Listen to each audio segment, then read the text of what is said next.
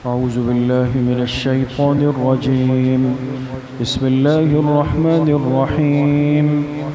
ألم تر أن الله يسبح له من في السماوات والأرض والطير صافات كل قد علم صلاته وتسبيحه والله عليم بما يفعلون وَلِلَّهِ مُلْكُ السَّمَاوَاتِ وَالْأَرْضِ وَإِلَى اللَّهِ الْمَصِيرُ. صدق اللہ العظیم. یہ سورۃ النور کی آیت نمبر 41 اور آیت نمبر 42 آپ حضرات کے سامنے پڑھی گئی. پچھلی آیات میں تذکرہ چل رہا تھا کہ اللہ پاک ہر بندے کے دل میں، سینے میں ایک نور اور ایک روشنی رکھ دیتے ہیں، جس نور کو نور ہدایت کہا جاتا ہے. اور یہ فطری طور پہ، پیدائشی طور پہ ہر بندے کے ساتھ دنیا میں آتی ہے. لیکن اگر بندہ اس کی حفاظت کرے، اس کو صحیح ماحول ملے، صحیح مجلس ملے، صحیح تربیت ملے، تو اس کا یہ نور و ہدایت محفوظ بھی رہتا ہے اور یہ اس میں ترقی بھی کرتا چلا جاتا ہے. اور اگر خدا نخواستہ یہ اس کو ضائع کر دے، اور ضائع اپنے اختیار سے، اپنے ارادے سے کر لیتا ہے، غلط راستہ، غلط دوست، غلط مجلس، غلط صحبت اختیار کر کے اس روشنی کو آہستہ آہستہ کم کرتے ایک دن اس کو بالکل ختم کر دیتا ہے اور اس سے محروم ہو جاتا ہے. اب یہ جو نور ہدایت ہے، آپ حضرات نے سنا کہ اس کو محفوظ کرنے کی اور مضبوط کرنے کی سب سے بہترین جگہ وہ کون سی ہے؟ وہ اللہ کی مسجدیں ہیں.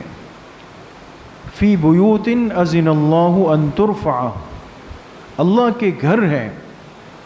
جب مومن بندہ اللہ کے گھر میں آتا ہے اور یہاں اللہ کی یاد میں، اللہ کے ذکر میں مشغول ہوتا ہے، تو اس کے دل کی ہدایت کا نور محفوظ ہونے لگتا ہے.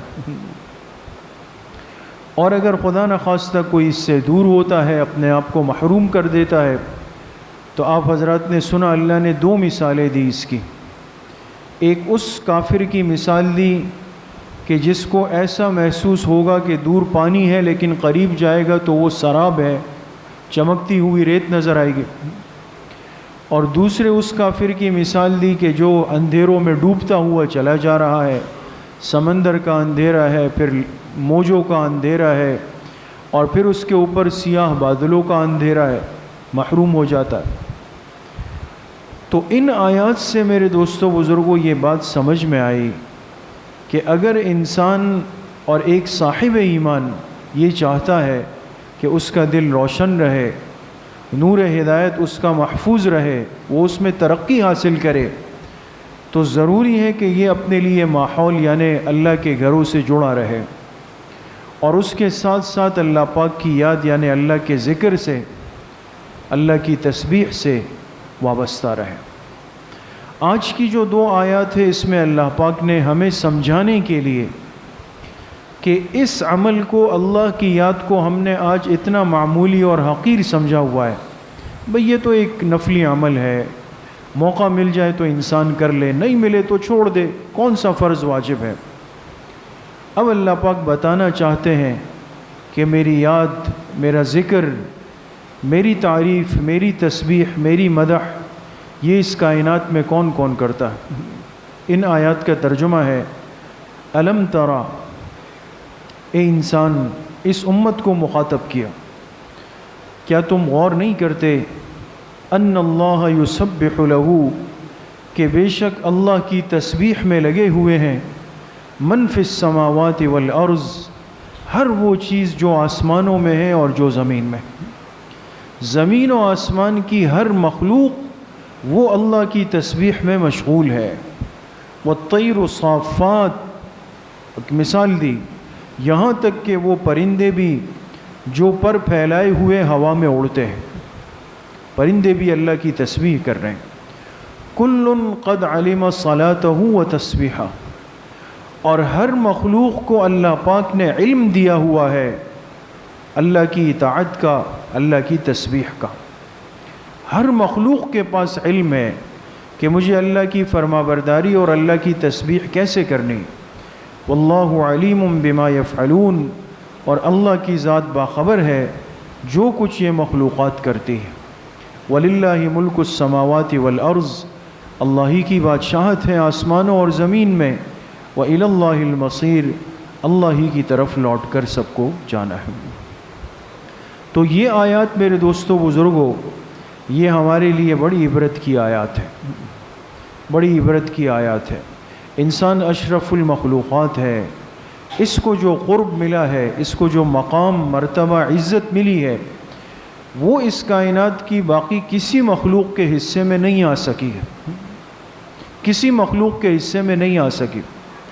لیکن اللہ پاک نے اس مخلوق کو دی، عزت دی، اس لیے ہر مسلمان جانتا ہے، سورہ بقرہ کے بالکل شروع میں یہ بات گزری ہے اور سب اس سے واقف ہے کہ جب اللہ پاک اس انسان کو پیدا کرنے کا ارادہ فرما رہے تھے تو اللہ کے سامنے کس نے کہا تھا کہ اے اللہ، آپ ایک ایسی مخلوق پیدا کرنا چاہتے ہیں جو کہ زمین میں خون ریزی کرے گا۔ یہ بات کون سی مخلوق نے کی تھی؟ فرشتوں نے کی تھی۔ اَتَجْعَلُ فِيهَا مَن يُفْسِدُ فِيهَا وَيَسْفِكُ الدِّمَاءَ۔ دیکھیں فرشتے نورانی مخلوق ہے، اور ظاہری طور پر ان کو جو اللہ کا قرب حاصل ہے وہ انسان کو حاصل نہیں تھا، اتنے اللہ کے قریب ہے، اللہ کے عرش کے قریب ہے۔ لیکن جب انہوں نے محسوس کیا کہ اللہ انسان کو پیدا کرنے کا ارادہ فرما رہے ہیں تو فوراً اللہ سے عرض کی کہ اللہ یہ تو ایک ایسی مخلوق بننے جا رہی ہے جو زمین میں فساد پھیلائے گی، زمین میں خون بہائے گی۔ اللہ نے ان کو ایک شعور ادراک دیا ہوا تھا، وہ سمجھ گئے۔ اچھا، پھر فرشتوں نے اللہ کے سامنے جو اپنی حیثیت پیش کی، اصل جو بات عرض کرنا چاہتا ہوں، اپنی جو حیثیت پیش کی کہ اللہ آپ انسان کیوں پیدا کر رہے ہیں؟ وَنَحْنُ نُسَبِّحُ بِحَمْدِكَ وَنُقَدِّسُ لَكَ، اللہ ہم تو آپ کی حمد کی تسبیح میں ہر وقت لگے ہوئے، آپ کی پاکی بیان کرنے میں ہر وقت لگے ہوئے، پھر انسان کیوں آ رہا ہے؟ دیکھیں اس سے اندازہ ہوا، سمجھانا یہ چاہتا ہوں، عرض یہ کرنا چاہتا ہوں کہ فرشتے بھی جانتے تھے کہ اس کائنات کی مخلوق پر اللہ کا سب سے بڑا حق یہ ہے کہ یہ اپنی زبان کو اللہ کی تسبیح میں استعمال کرے۔ اس لیے اپنی وضاحت کی، اللہ ہم تو آپ کی تسبیح کر رہے ہیں، آپ کی پاکی بیان کر رہے ہیں، آپ کا ذکر کر رہے ہیں، پھر انسان کی کیا ضرورت ہے؟ انی اعلم ما لا تعلمون، اللہ نے فرمایا چھوڑ دو، انسان کو کیوں پیدا کر رہا ہوں اس کی حقیقت میں جانتا ہوں، تم نہیں سمجھ سکتے۔ اشرف المخلوقات ہے، اللہ نے اس کو ترجیح دی ہے فرشتوں پر، ان کی اس درخواست کے باوجود انسان کو پیدا کیا کہ وہ فرشتے معصوم تھے، وہ نورانی تھے، ہر وقت اللہ کے ذکر میں، اللہ کی یاد میں، اللہ کی تسبیح میں لگے ہوئے تھے۔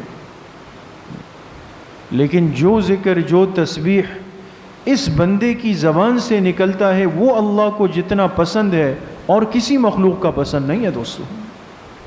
یہ تو ہم نے ناقدری کی ہے، تو ہم ناقدرے ہو گئے، ہمیں احساس ہی نہیں ہے کہ اس بندے کی زبان سے نکلا ہوا ایک لفظ اللہ کی یاد کا وہ اللہ کو کتنا محبوب ہے۔ اس لیے حدیث پاک میں آتا ہے، جناب رسول اللہ صلی اللہ علیہ وسلم نے فرمایا، میرے جو امتی رات کو بستر چھوڑ کر اٹھے گا، وضو کر کے مصلی پر آ کر ایک دفعہ کہتا ہے یا اللہ، ایک دفعہ کہتا ہے، اللہ عرش سے فرماتے لبیک یا عبدی، اے بندے حاضر ہوں، بول۔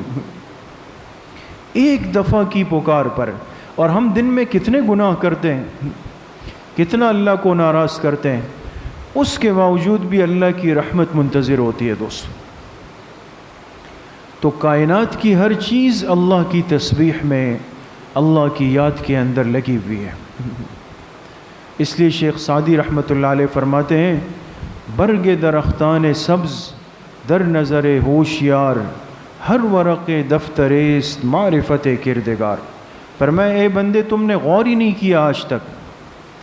برگ درختان سبز، یہ جو گزرتے ہوئے دیکھتے ہو درختوں کے پتے ہل رہے ہیں، یہ ہرے بھرے پتے ہل رہے ہیں. در نظر ہوشیار، ایک دن ذرا تدبر کے ساتھ غور کے ساتھ ذرا کان لگا کر سنو یہ پتے کیا کہہ رہے ہیں.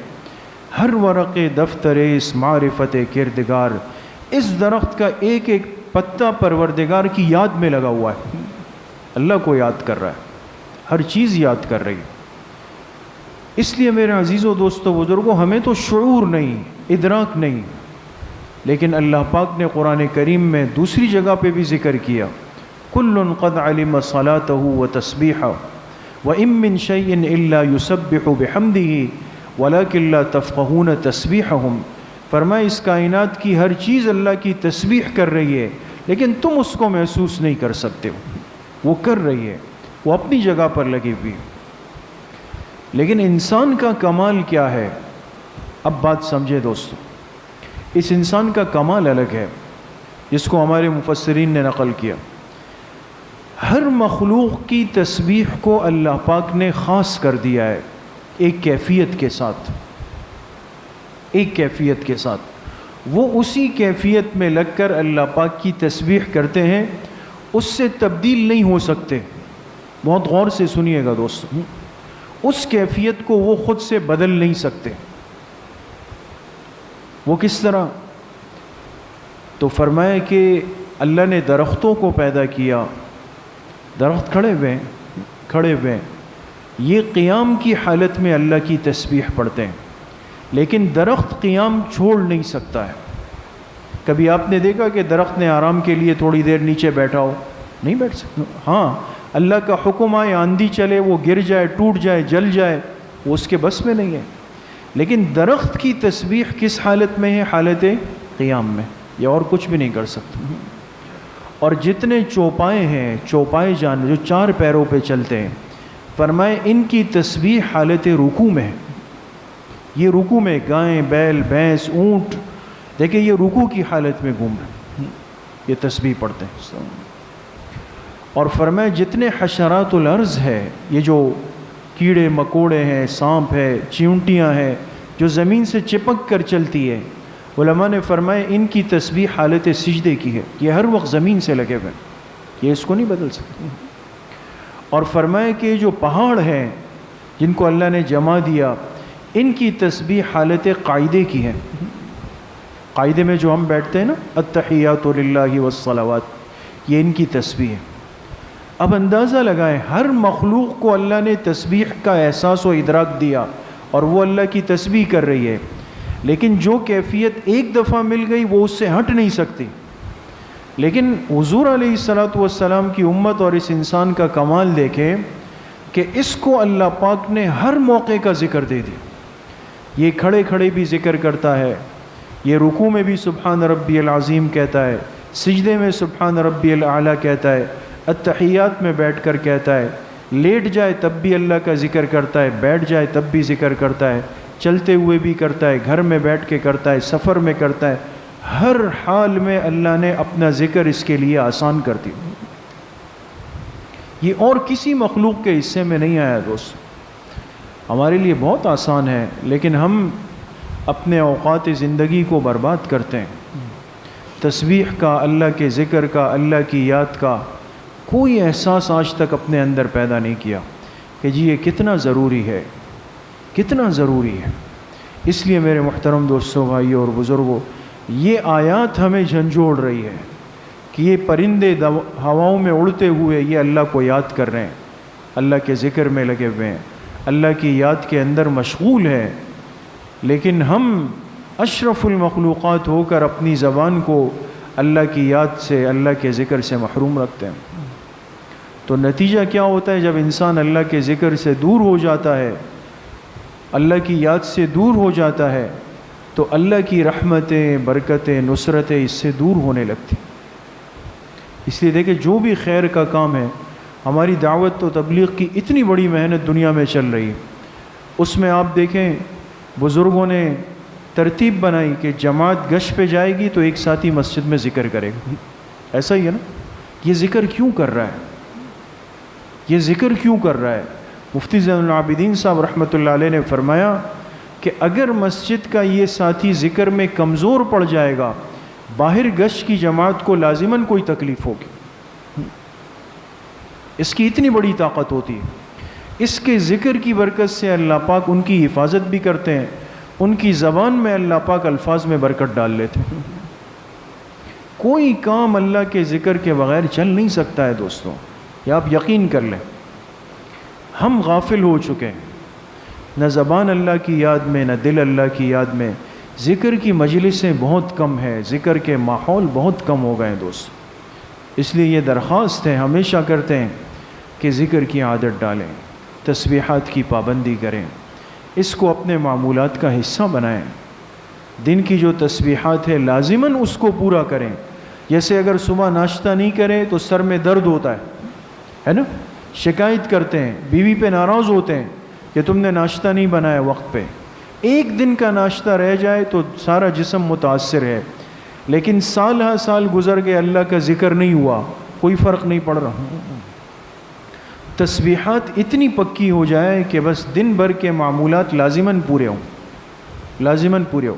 اور حضرت تھانوی رحمۃ اللہ علیہ نے لکھا، یہ بڑی تسلی والی بات ہے. فرمایا اگر کوئی شخص ایک ایک تسبیح یعنی استغفار، درود شریف، تیسرا کلمہ جو کم از کم حد ہے کہ استغفر اللہ 100 مرتبہ، درود شریف 100 مرتبہ، اور تیسرا کلمہ یعنی سبحان اللہ والحمد للہ ولا الہ الا اللہ واللہ اکبر، یہ 100 مرتبہ پڑھے. یہ 100 مرتبہ صبح، 100 مرتبہ شام، 3 تسبیحات جو ادنا درجہ ہے. یہ کم درجہ ہے ہم جیسے لوگوں کے لیے. باقی اللہ والوں کی تسبیحات تو وہ تو ہزاروں لاکھوں میں ہوتی. تو حکیم الامت حضرت تھانوی رحمۃ اللہ علیہ نے لکھا کہ اگر کسی مسلمان بندے کو اس کا بھی وقت نہ ملے یا اس سے رہ جائے تو وہ اتنی مہربانی کرے کہ بالکل چھوڑنے سے بہتر ہے کیا کرے، 2-3 منٹ نکال کر یہ تینوں تسبیحات 10 مرتبہ پڑھ لے. ناغا نہیں ہوں، نہیں سمجھے بات آپ حضرت؟ یعنی 100 مرتبہ نہیں پڑھ سکا نا تو کیا کر لے، 10 مرتبہ، تاکہ وہ ناغا نہ لگے. انسان جب ایک دفعہ ایک چیز میں ناغا لگا دیتا ہے نا، چھٹی کر لیتا ہے، اگلے دن شیطان کہتا ہے یار کل بھی نہیں، آج بھی چھٹی کر کے اگلے ہفتے سے شروع کریں گے، پیر سے شروع کریں گے، اتوار اور جمعرات سے شروع کریں گے. یہ بہلا کہ ایک وقت ایسا آتا ہے کہ بالکل وہ معمولات زندگی سے قضا ہو جاتے. تو رہ جائے تو کوئی بات نہیں، رات سونے سے پہلے تسبیح لے کر کے 10 مرتبہ جلدی پڑھ لیں. زیادہ ہمت ہو 25 مرتبہ اس کو پڑھ لیں، ورنہ کوشش کریں کہ 100 مرتبہ کا عادت پورا کریں. جب انسان ذکر کا عادی ہوتا ہے، زبان ذکر کی پابند ہو جائے، آپ یقین کریں اس کی جو لذت ہے اس کی الگ شان ہے. پھر ذکر کی اپنی ایک لذت ہے، ایسا لگتا ہے کہ جیسے واقعی انسان اللہ کی محبت کے اندر ڈوب گیا. اس لیے میرے عزیز و دوستو بزرگوں، اپنی زندگی میں ذکر کی عادت ڈالیں، ذکر کی مجلسوں سے جڑیں. اللہ والوں کی جتنی مجلسیں ہیں جو آپ کے قریب ہو، آپ کو پتہ چلے بھئی فلاں دن حضرت کا ذکر ہوتا ہے، وہ آدھا گھنٹہ 25 منٹ 20 منٹ نکال کے ذکر کی مجلس میں جڑیں. اس سے کیا ہوگا، دین کے باقی اعمال کے اندر ہمت اور جذبہ پیدا ہو. کوشش کریں گے انشاءاللہ. اللہ مجھے بھی آپ سب کو صحیح عمل کی توفیق نصیب فرمائے. وآخر دعوانا ان الحمد للہ رب العالمین. باقی جیسے آپ حضرات جانتے ہیں کہ ہفتے کے دن ہمارے ہاں ترتیب یہ ہے کہ مستورات کے لیے بھی اصلاحی بیان ہوتا ہے، اور اس کا وقت جو ابھی طے ہوا ہے صبح 11:30 سے 12 بجے، اور عصر کے بعد طلبہ کی اصلاحی مجلس ہوتی ہے، اس میں باقی ساتھی بھی آ سکتے ہیں. لیکن کل جو آنے والا ہفتے کا دن ہے، صرف کل کی ترتیب یہ کہ مستورات کی اصلاحی مجلس اور عصر کے بعد کی مجلس نہیں ہوگی. اس لیے نہیں ہوگی کہ 11 بجے مسجد میں ہم نے تھوڑی سی ایک ترتیب رکھی ہے بیانات کی. ہمارے ہاں شعبہ اسلامک اسکول کا اس دفعہ آغاز ہوا ہے. اس سال الحمدللہ آپ حضرات کی دعاؤں سے اسلامک اسکول کا آغاز ہوا ہے، تو اس نسبت سے انشاءاللہ ہمارے اساتذہ کچھ اکابر حضرات صبح 11 بجے تشریف لائیں گے، بیانات بھی ہوں گے، دعا بھی ہوگی. تو آپ حضرات سے استدعا ہے، درخواست ہے کہ تھوڑا سا وقت اگر آپ کو میسر ہو 11 بجے سے لے کر 12 کے درمیان نکال کے آئیں انشاءاللہ. علماء کے بیانات بھی ہوں گے، دعا بھی ہوگی. کل کی جو مستورات اور عصر کی مجلس ہے وہ نہیں ہوگی. الحمدللہ رب العالمین والصلاة والسلام علی سیدنا.